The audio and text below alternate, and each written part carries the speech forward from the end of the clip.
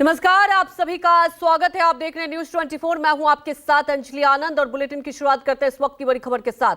असम के गुवाहाटी में राहुल गांधी ने प्रेस कॉन्फ्रेंस किया और कहा कि सभी को न्याय मिले इसलिए यात्रा है। देश में भ्रष्टाचार, महंगाई चरम पर है, ये लोग कुछ भी करें हम नहीं डरने वाले। राहुल गांधी ने साफ तौर पर कहा कि हम डरने वाले नहीं हैं और उन्होंने ये भी कहा कि हिमंता बिस्वा हमारी यात्रा को फायदा पहुंचा रहे हैं। असम के मुख्यमंत्री से हम नहीं डरते हैं।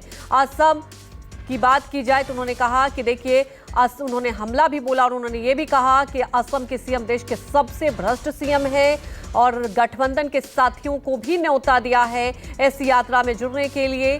गठबंधन के साथियों को भी राहुल गांधी ने न्योता दिया। ये भी बात कही है, सीट शेयरिंग पर हमारी बात चल रही है। ममता बनर्जी से सीट बंटवारे पर भी बात चल रही है। राहुल गांधी ने इंडिया गठबंधन को लेकर भी अपनी बात रखी और कहा कि देश में 50% ओबीसी वर्ग के लोग हैं। एक तरफ नरेंद्र मोदी और आरएसएस, दूसरी तरफ इंडिया है। ये चुनाव इंडिया गठबंधन लड़ रहा है। पीएम पद पर चुनाव के बाद फैसला होगा। बड़ी खबर आपको बता रहे हैं। हमने भारत जोड़ो न्याय यात्रा शुरू की, मणिपुर में शुरू की मैसेज देने के लिए। मणिपुर जल रहा है, प्रधानमंत्री वहां गए नहीं। अरुणाचल गए, नागालैंड गए, अब असम आए। असम में आप देख रहे हैं क्या हो रहा है।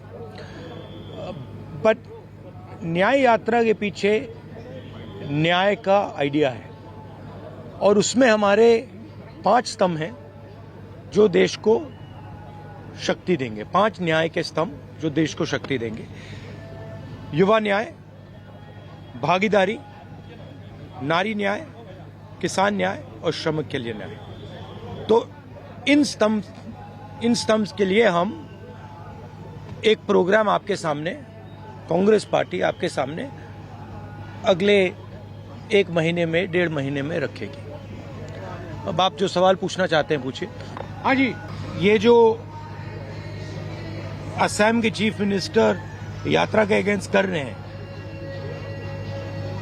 सबसे पहले इससे यात्रा का फायदा हो रहा है। जो पब्लिसिटी हमें शायद नहीं मिलती, वो असम के चीफ मिनिस्टर और शायद उनके पीछे अमित शाह हमारी मदद कर रहे हैं, तो उससे तो हमारा फायदा ही फायदा है। और मेन इशू आज असम में यात्रा बन गया है, ठीक है।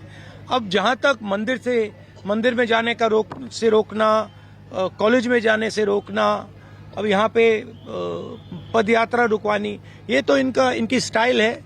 इंटिमिडेशन टैक्टिक्स से हम इंटिमिडेट नहीं होते इन लोगों से, इनसे डरते नहीं हैं। तो हमारा तो फायदा है। हमारा जो मैसेज है, न्याय का मैसेज है, वो तो जा रहा है, गांव में जा रहा है, क्योंकि जनता अपने आप से पूछ रही है कि भैया ये हो क्या रहा है।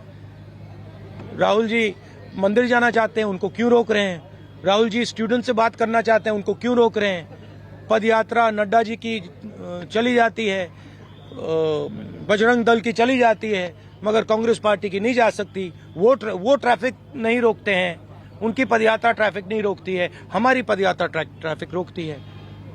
तो क्लियर है विपक्ष की लड़ाई कौन लड़ रहा है। कांग्रेस लड़ रही है, हमारे जो पार्टनर पार्टीज हैं वो लड़ रहे हैं। तो क्लैरिटी तो बहुत मतलब सब लोगों के सामने आ रही है।